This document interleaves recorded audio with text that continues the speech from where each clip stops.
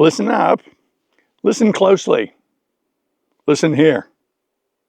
Hello and welcome. Welcome to Input English. Today we have a fun episode. This is an aspect of English that bothers some people, and what I'd like to do today is give you some tips so that it won't be a problem for you. Native speakers of various languages don't usually worry too much about the idiosyncrasies of the language.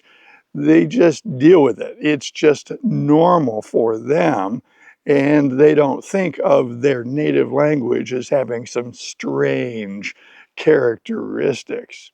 However, when you come to a new language and you compare it to your experiences with your original language, all of a sudden things start looking pretty different. Now, this happened to me very much when I started learning Spanish, because Spanish has subjunctive verb forms. And this is something an English speaker really doesn't have a way to understand. It just doesn't make a lot of sense to us. And so that was something that I needed to learn and understand. And it's an example of how we notice differences between our native language and our target language. Really, languages are systems of transferring thoughts from one brain to another, and each language solves the problems of doing that task in different ways. Two different languages are not the same with just different words. No, they're completely different ways of solving the problems of communication. The peculiarity of English I'd like to showcase today is the phrasal verb. You may have already noticed that. It's very much a part of the English language. Now, if you were to question a native speaker of English and say, what do you think about phrasal verbs? They're probably not going to be able to talk too much about it. They may not have a clue what you're asking them. If they're an English major and they have a degree in English, sure, they're going to know it. But just the people you run into on a daily basis, most native English speakers are not going to be talking about phrasal verbs. They're very much part of the language, and really you have a choice. You can turn them into a big, stressful barrier, or you can turn them into your playground. I prefer the latter. There's no getting around them. They do exist. There is no form of English that just doesn't have any phrasal verbs. No, they're everywhere. I started this episode with a couple of them. Listen up, listen here. So the formula for a phrasal verb is a verb to which you add another word. And the other word could be a preposition. It could be more than one preposition. It could be an adverb, a modifier. Listen up meets that criteria. That is a verb, listen, and up, which is a preposition.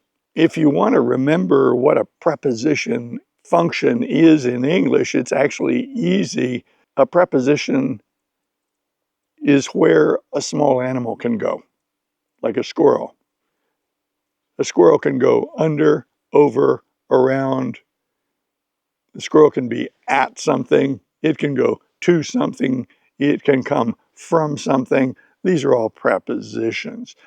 I don't propose that you get all embroiled in prepositions and the study of grammar, but we're having a nice discussion about the story of phrasal verbs, and I'm going to give you some advice that hopefully will make them very easy for you.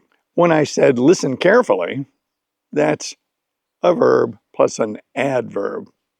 Carefully is the modifier of listen.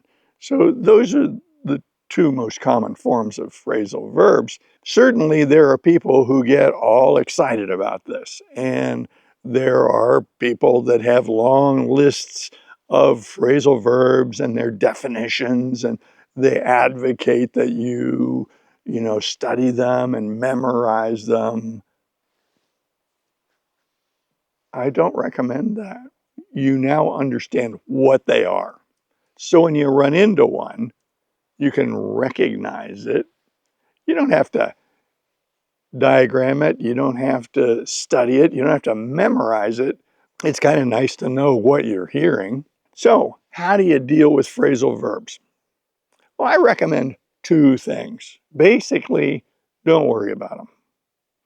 They're just part of the language, and you're acquiring this complicated language with comprehensible input.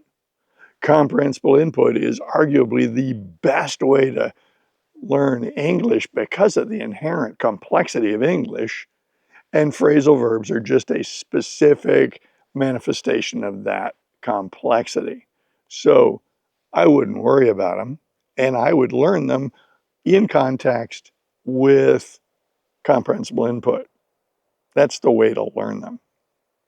Now, in another video, I pointed out that we can notice things. And I explained that, if you run into somebody in a crowd, you might wave at them, give them a smile, and they wave back, and nothing big happened there. It's just you noticed them. And that's the way I would handle phrasal verbs. You know they exist, you're learning them in context with comprehensible input, and you can notice them.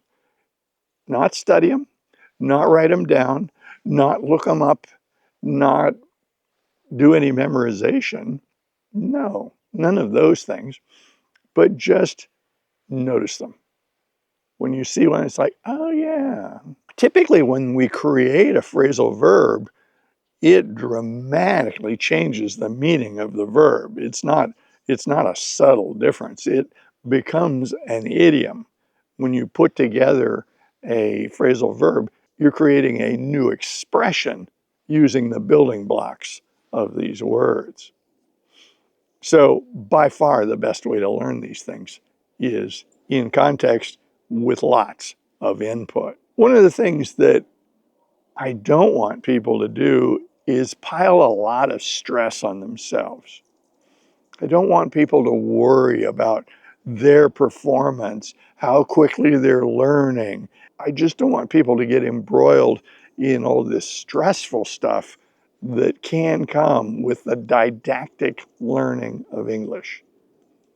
The best thing that ever happened to teaching English is comprehensible input, because if you do it right, you subtract out most of the stress. You're just listening to stories. So the question has been posed in the comment section, should I look up these phrasal verbs? And in general, I would say no. I do not give people a one-size-fits-all set of rules and restrict what you do. No, you can do whatever you want. And if you want to look up an expression, you can do that.